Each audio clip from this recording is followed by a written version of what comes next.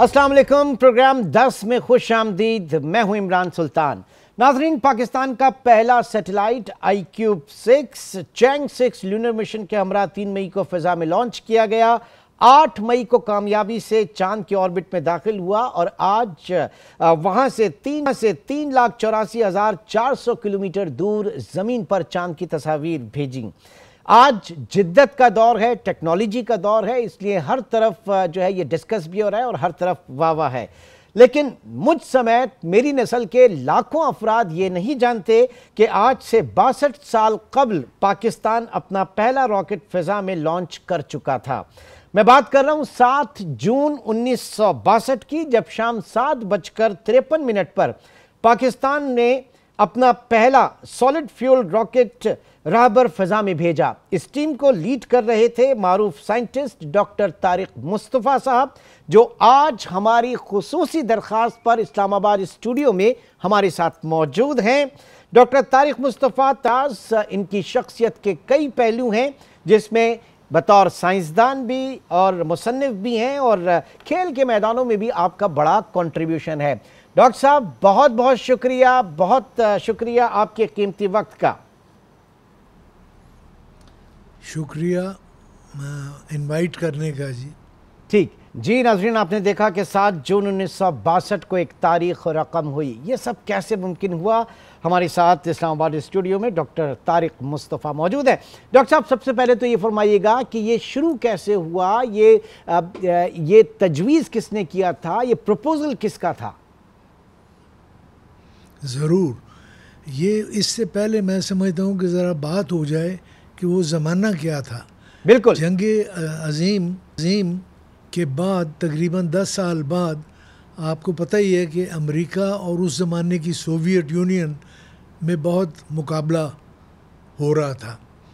तो अमेरिका और वेस्ट अपने आप को समझता था कि रॉकेटरी में हम बहुत आगे हैं और रूस ने जंग तो जीत ली है, लेकिन वो टेक्नोलॉजिकली पीछे हैं। लेकिन हुआ ये कि मेरा ख्याल है 1956 था, तो सडनली ख़बर आई बल्कि कि रूस कामयाब हो गया है मदार में स्पुतनिक सैटेलाइट छोड़ने का, कि टूट से बिल्कुल वेस्टर्न एस्टेब्लिशमेंट शॉक हो गई थी। उनको यकीन नहीं आता था कि ये मुमकिन है। और उससे भी बड़ी बात हुई कि चंद साल के अंदर रूस ने ना सिर्फ वो सैटेलाइट छोड़ा, बल्कि उसके बाद यूरी गागरिन अपने एक एस्ट्रोनॉट को मदार में भेज दिया।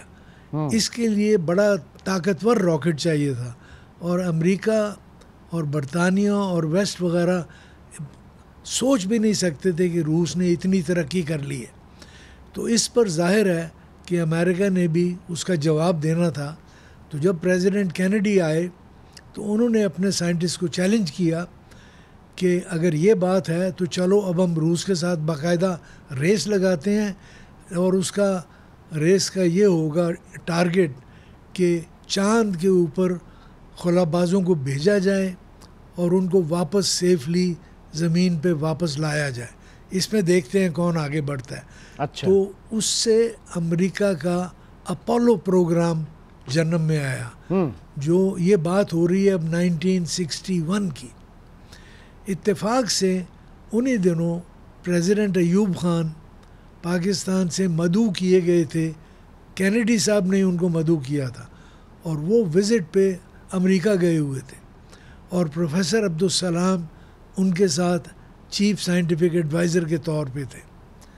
तो ये जब नासा वालों को पता चला तो उन्होंने प्रोफेसर सलाम को मदऊ किया कि जी आके हमसे मिल लें, क्योंकि हमें अपने अपोलो प्रोग्राम में एक दुश्वारी आ रही है कि इंडियन ओशन में जो हमें ज़रूरत है बलाई फ़िज़ा की, डेटा की, कि वहाँ हवाएं कैसी हैं, उसको हम विंड शीयर कहते हैं, तूफ़ान आते हैं।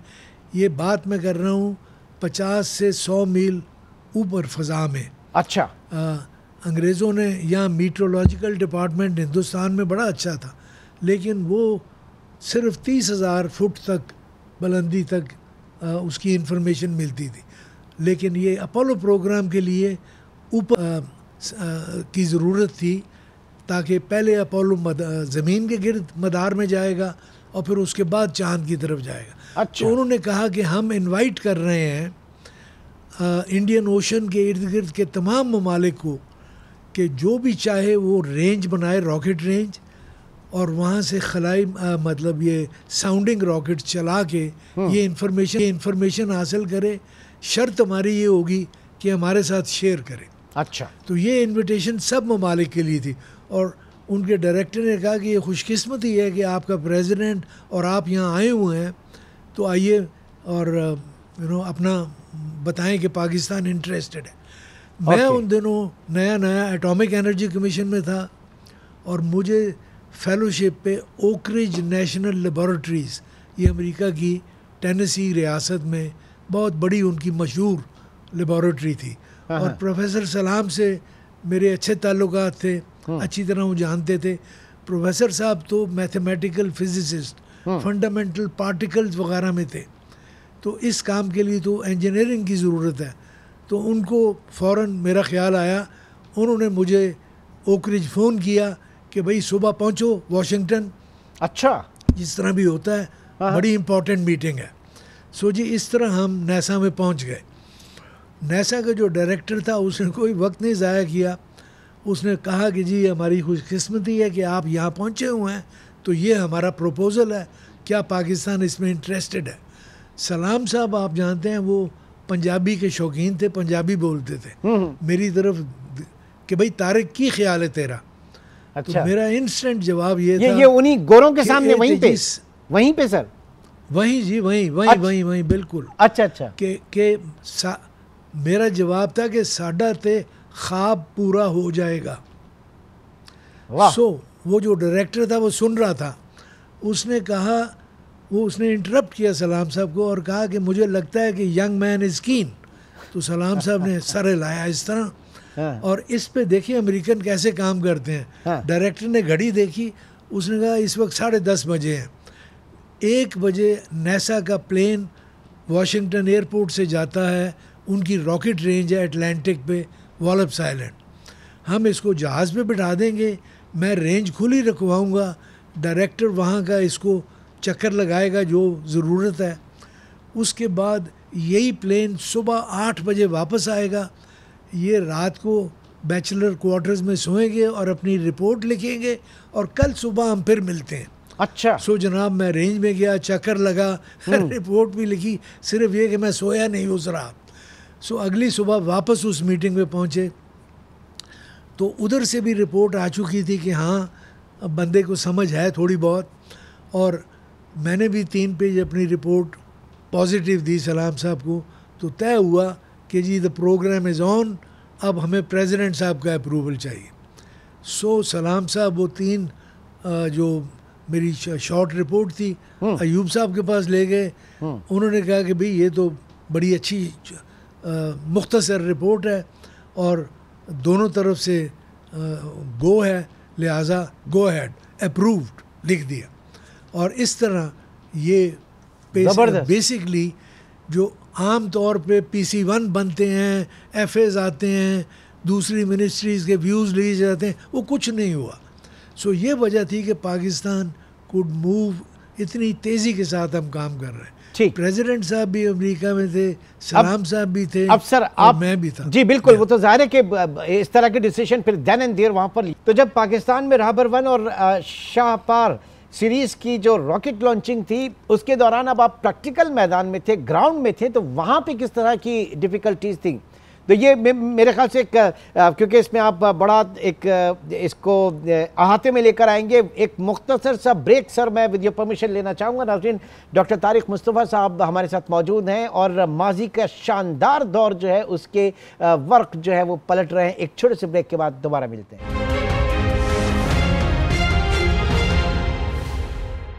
वेलकम बैक जी। डॉक्टर तारिक मुस्तफ़ा साहब, अब आप फरमाइए, अब पाकिस्तान आप आ गए प्रैक्टिकल ग्राउंड में, बहुत ज़्यादा उम्मीदें वाबस्ता की गई होंगी आपसे, लेकिन ग्राउंड रियलिटी क्या थी? कितने बड़े बड़े चैलेंजेस थे? चैलेंजेस तो जी बहुत थे, क्योंकि टारगेट ये था कि ये बात हो रही है जून सितंबर 61 की, ये जो मैं कह रहा हूँ, अच्छा, मीटिंग। और टारगेट ये था कि अगले मॉनसून से पहले, क्योंकि मॉनसून क्लाउड्स कराची में आपको पता है तकरीबन जून के पहले हफ्ते में आने शुरू हो जाते हैं, कि उससे पहले रेंज भी बनानी है और ट्रेनिंग भी देनी है, टीम भी इकट्ठी करनी है और इक्विपमेंट भी खरीद, ये सारा काम करना था। और आप लीड कर रहे थे? मैं, जी बिल्कुल, मैंने सबसे पहला काम था कि बंदे इकट्ठे किए जाएं।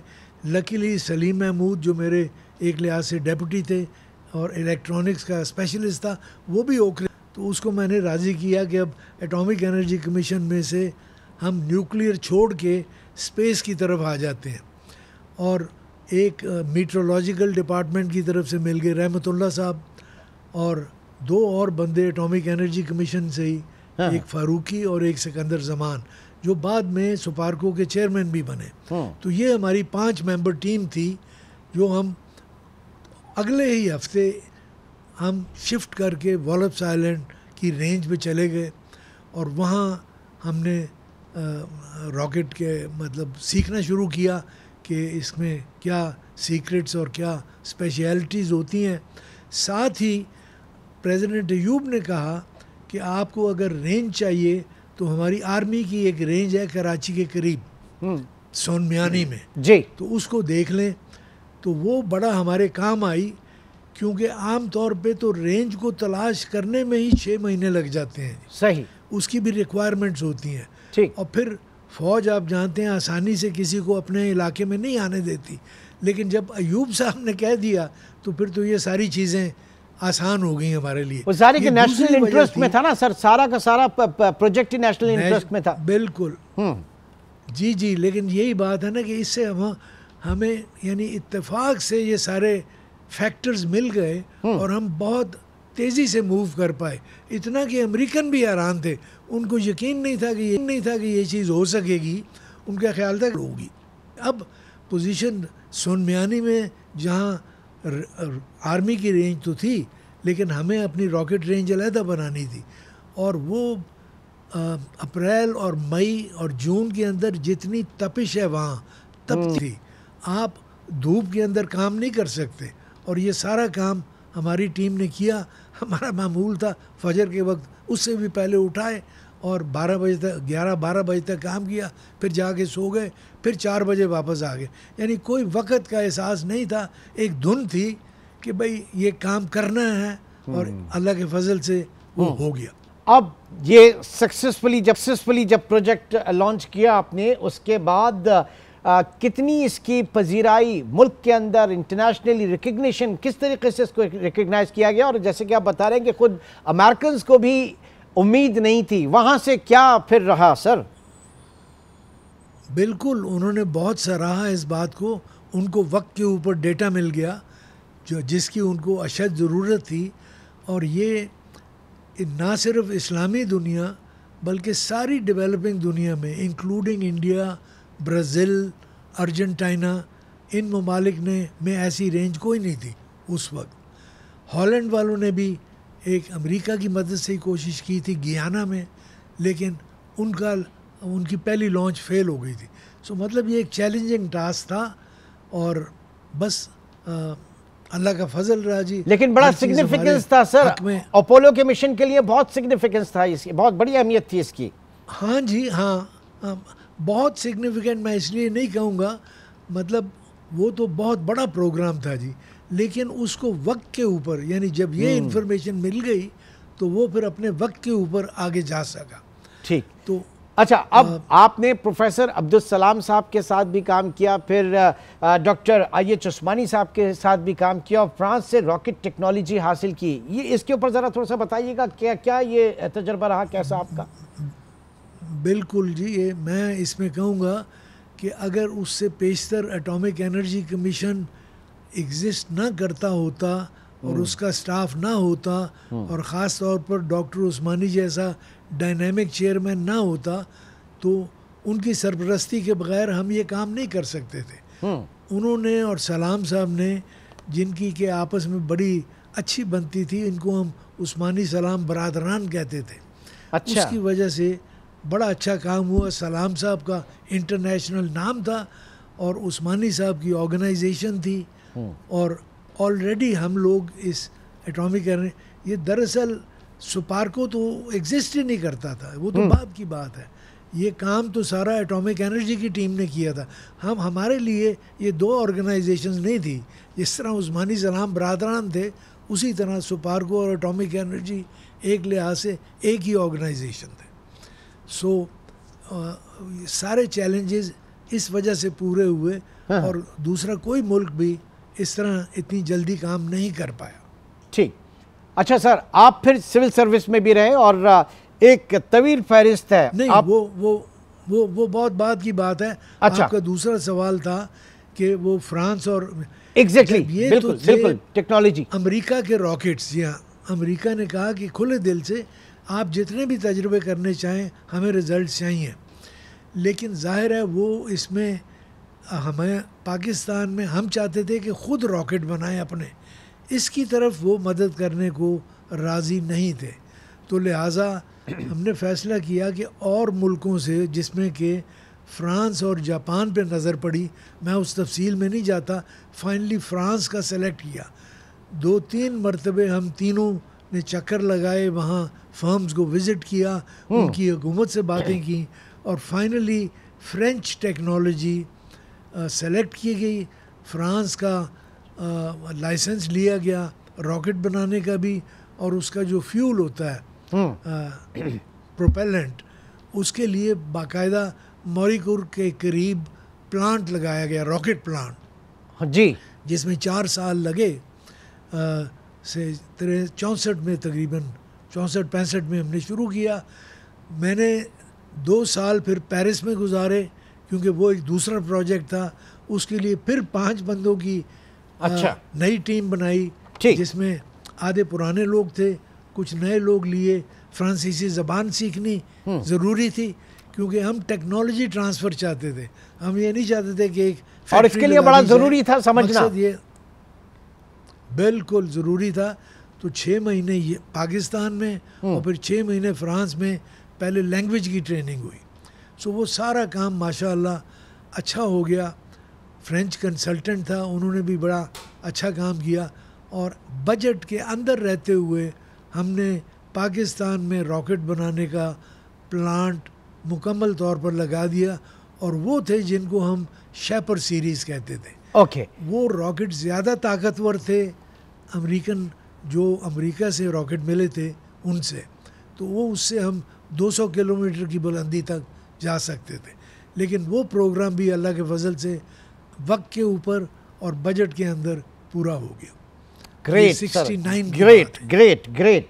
अब 24 एक ब्रेक की कॉल है, लेकिन उससे पहले मैं ज़रा सवाल आपके सामने छोड़े जा रहा हूँ। 1974 में बतौर joint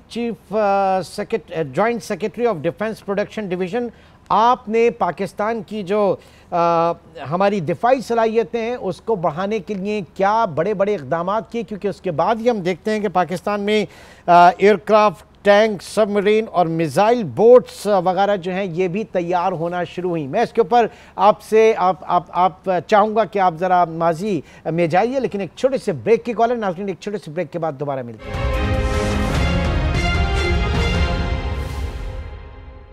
welcome back. Doctor Tariq Mustafa इस वक्त हमारे साथ मौजूद हैं। डॉक्टर साहब, हम बात कर रहे थे ब्रेक पे जाने से पहले डिफेंस प्रोडक्शन के हवाले से।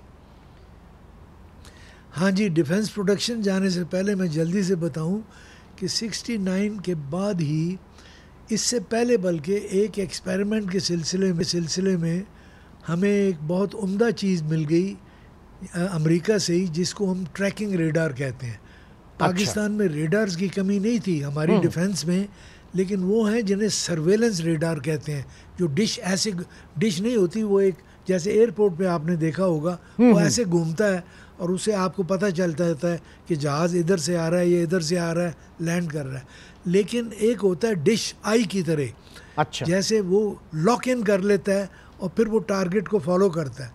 60s के अंदर पाकिस्तान में ऐसा कोई रेडार नहीं था, लेकिन सुपार्को ने वो रेडार हासिल किया और उसको हम अपने तजर्बात के लिए, ये अमेरिकन रेडार था, इस्तेमाल कर रहे थे।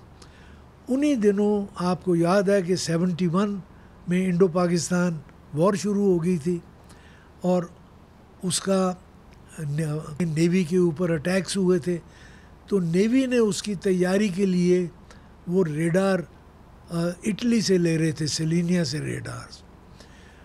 तो हमने ऑफ़र की कि वो जो हमारे पास ट्रैकिंग रेडार था वो मनोरा में हमने लगा दिया। सलीम महमूद उसके इंचार्ज थे और उससे आप ज़मीन की गोलाई ओवर द होराइज़न देख सकते थे शिप्स को, यानी ट्रैकिंग रेंज बढ़ गई थी। इसके से नेवी के साथ हमारी बातचीत शुरू हो गई।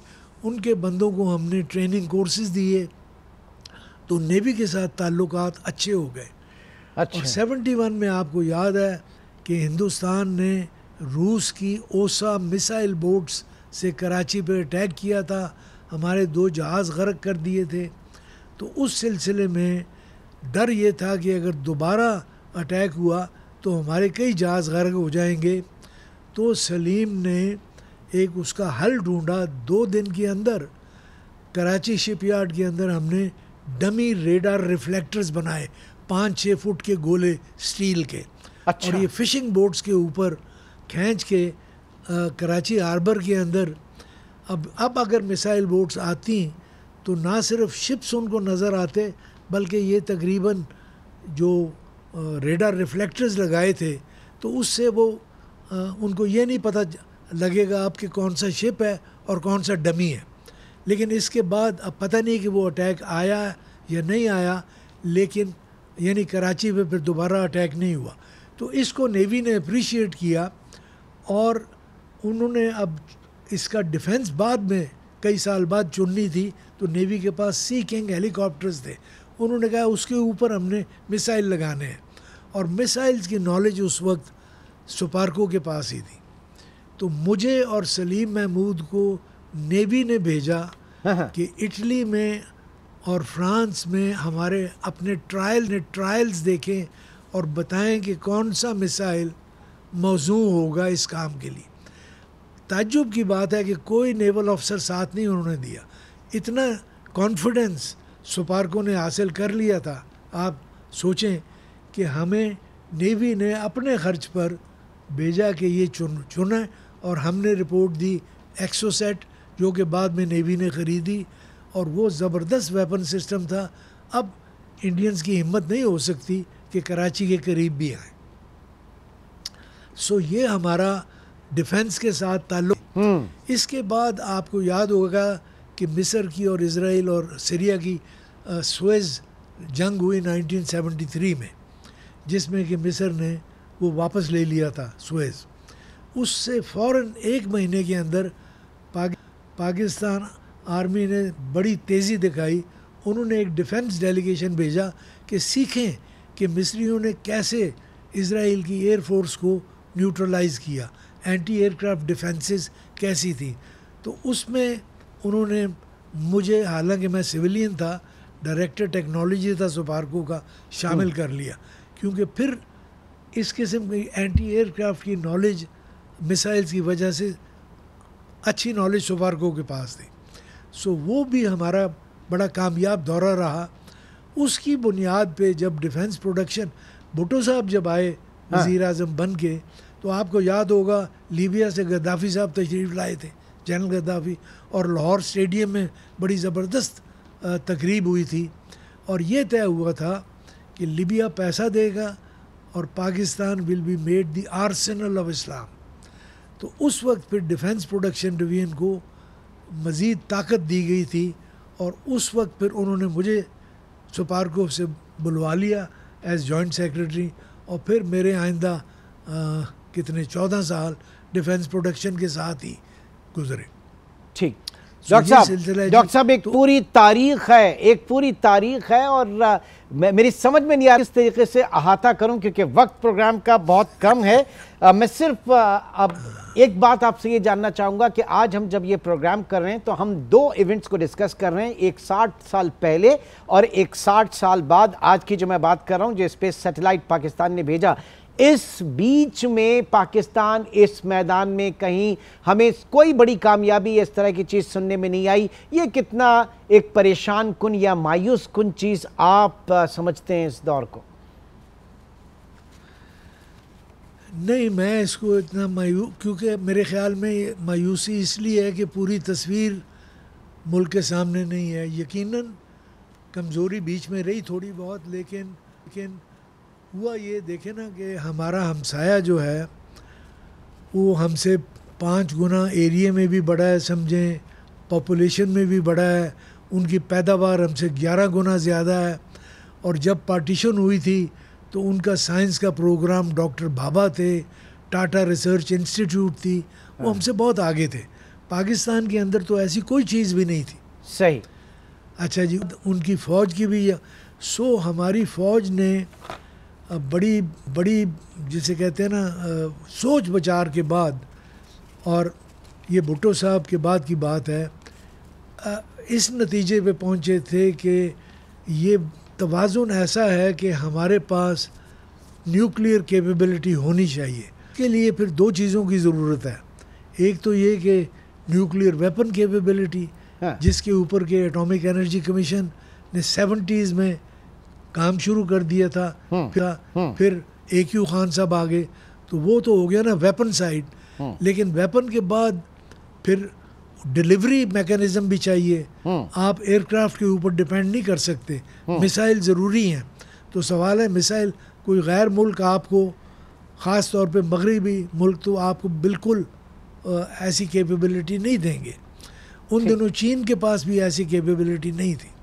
तो लिहाजा पाकिस्तान का रुख जो था अपने रॉकेट प्रोग्राम का, ज़्यादा उस तरफ चला गया।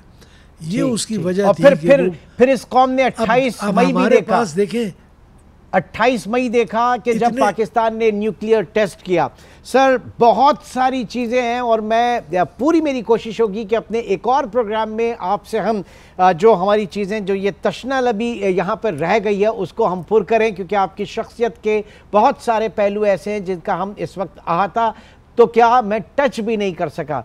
लेकिन प्रोग्राम में वक्त की कमी इस वक्त जो है वो आड़े आ रही है। बहुत बहुत शुक्रिया डॉक्टर तारिक मुस्तफ़ा साहब हमारे साथ मौजूद रहे। और नाजरीन, यकीनन आज का ये जो प्रोग्राम है डॉक्यूमेंट माना जाएगा। जब कभी भी पाकिस्तान की हम रहबर 1 के हवाले से बात करेंगे, पाकिस्तान के अपने रॉकेट के हवाले से बात करेंगे, पाकिस्तान की अपनी जो एक अहद रफ्ता जो था, जो सुनहरी दौर था, उसके हवाले से बात करेंगे। इस्लामाबाद स्टूडियो में हमारे साथ मौजूद थे डॉक्टर तारिक मुस्तफ़ा साहब। आज के प्रोग्राम से इतना ही। इंशाअल्लाह आपसे फिर मुलाकात होगी। अपना बहुत ख्याल रखिएगा। अल्लाह हाफ़िज़।